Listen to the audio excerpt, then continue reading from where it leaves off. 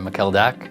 I'm Assistant Professor of European History in the Department of History, and I'm also the Research Director at the Rowan Center for the Study of the Holocaust, Genocide, and Human Rights. I specialize mostly in 20th century continental Europe, mainly Germany, and in the era of the World Wars, so approximately 1914 to 1945.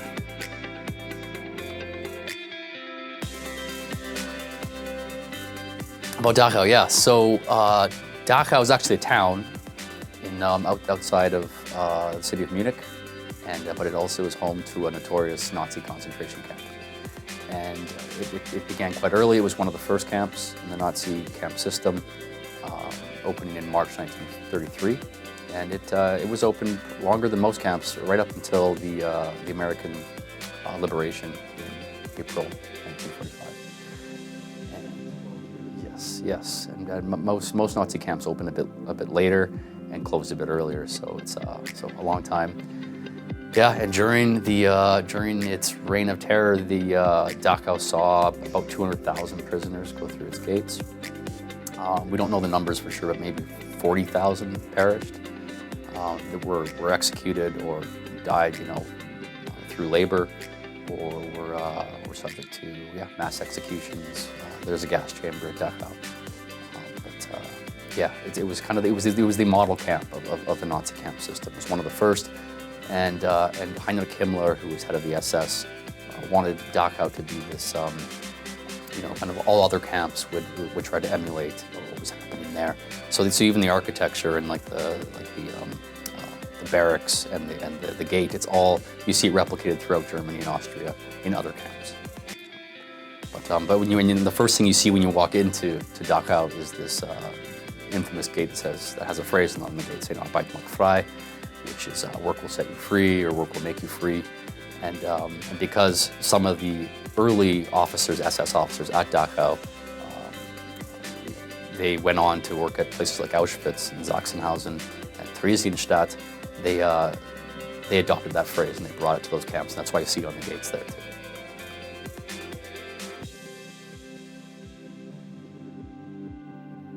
Right. So Dachau is I've been many times, and it's but the first time I went I was 19, and I'd never been to any Nazi camp, whether it was a concentration camp or a death camp.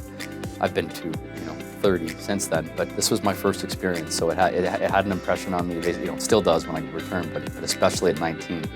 And I didn't really know the history either, so walking into the camp, it's always a powerful experience, but it especially was for me. And before I even arrived, I jumped on a city bus, and I'll never forget this, I asked the driver, I said, hey, I'm trying to get to Dachau, and he thought I just meant the town of Dachau, right? Because it is this really beautiful suburb of Munich. Right, yeah. And so he was quite proud because he was from there, and he said, oh yeah, where in Dachau are you going? I'm like, oh, the camp. And then his face just changed, right? So that was immediately I realized this is substantial, and this is I didn't really know the history, but when you enter it under the gate, into the kind of the parade ground or the roll call Platz, it has an impact on you. It's quiet. It's a huge space, like 5 acres just for the barracks, and it leaves an impression immediately. It was quiet. It was raining when I was there. It was. And you can see all the photos and read all the books, but until you're actually there with your feet on the ground and seeing, kind of the landscape and it's you don't really know what to expect. But so for Dachau, what really struck me. It wasn't just the memorials and the kind of there's like a Jewish, a Catholic, and a Protestant memorial there, and they were powerful. But for me, it was the fact that just looking around and seeing how intricate the campus was, this camp, these camp buildings and the watchtowers and the crematorium and everything. You realize that a lot of work was put into building this place.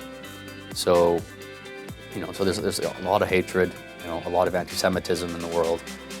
But for a government to build something and put so much time and thought and money into building this extensive camp, for the sole purpose of silencing people and eventually torturing and killing them, it's very disturbing. So that was my first impression.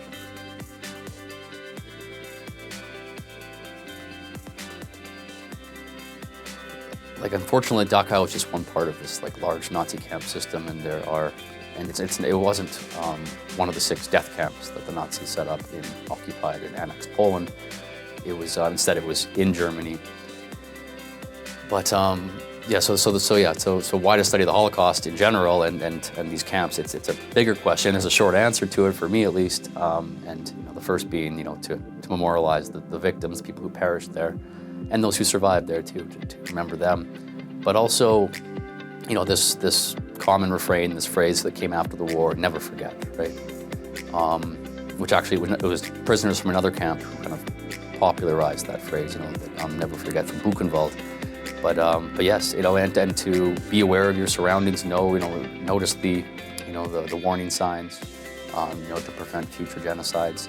And I think it's, although genocides are happening right now in the world, I think we as a society have learned a lot, and we have kind of seen the red flags, and so I think the education is not only important, but it's already helped us. But beyond that, beyond kind of that obvious and important answer, I think for me, my research, studying the Holocaust and the crimes, like I mostly study perpetrators, right, German history. So, and I think Dachau is a good example of this, because as soon as you leave the camp itself, you're in the town of Dachau, which is it's very quaint. It's a very nice medieval town, and to think that people lived beside this camp while it was operating. And they knew what was going on in there. They absolutely did. In fact, Dachau was publicized throughout Germany as being this this government punishment institution. So if you misbehave, if you oppose the regime, then you would be sent there, and everyone knew about it. So the people in the town definitely knew about it, and to see them, just to kind of be in that proximity, and just kind of imagine that citizens there knew what was going on, and that's the most disturbing part for me. So I guess the banality of it is the big lesson here, at least for Dachau. That people could, that educated, industrialized country. I think there are more Nobel laureates in Germany than anywhere else in the world at the time. It's severely disturbing that people could facilitate this from either whether they knew about it or they just were kind of they allowed for the system to grow. So that disturbs me a lot, the banality of evil, but also just just seeing kind of what the potential of humans, like what we can do, what we're capable of doing, and how far the hatred can go and the discrimination can go. That's why I study the Holocaust.